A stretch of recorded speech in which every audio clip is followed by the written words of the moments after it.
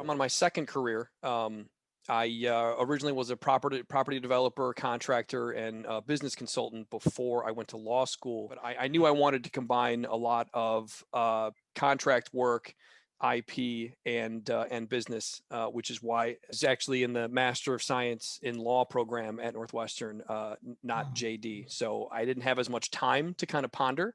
I had a great time in law school. I love the program. I love the professors. I love the classes. So it was really more figuring out really what I wanted to do and what options I had more than. So I actually did a little bit of, when I was still finding my direction, a little bit of career counseling with a specialist. It sounds so simple when you ask someone like, reflect in the past year and what's really impacted your career goals and your choices.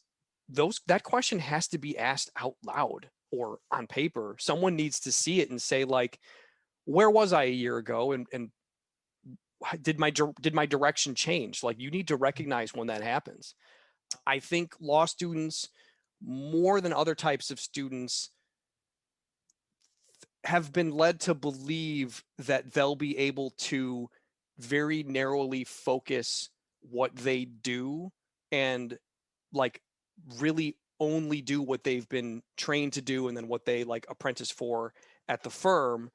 And I really think that provided perception and sort of mindset creates a lot of the problems that we're in now, which is what the Delta model is trying to solve. In advocating for the new type of career of legal engineer, the Delta model has benefited me in knowing that there are other efforts out there to advocate for the like this multispatial skill set. Yeah, it's always a good reminder. I'm looking at the spider web on 13.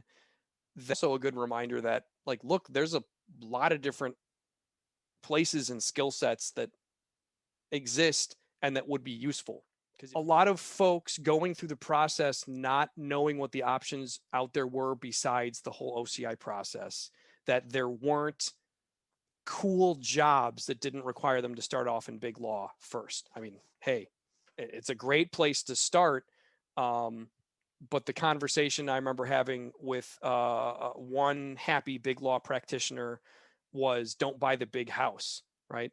The guy was basically saying like, you may not last long enough to pay off that mortgage before you burn out, and I think folks should know that when they're going through school. Like, listen, you got to be hardcore. You got to know what you want, know what you want to do, but you should know what your options are and analyze yourself and your skill sets. Figure out A, what do you like doing? B, what do you have a bunch of experience doing? And C, what should you develop, especially while you're here with the connections and resources in law school that will thoroughly round you out? Because it's a great opportunity, right? And without doing that analysis, how would you know?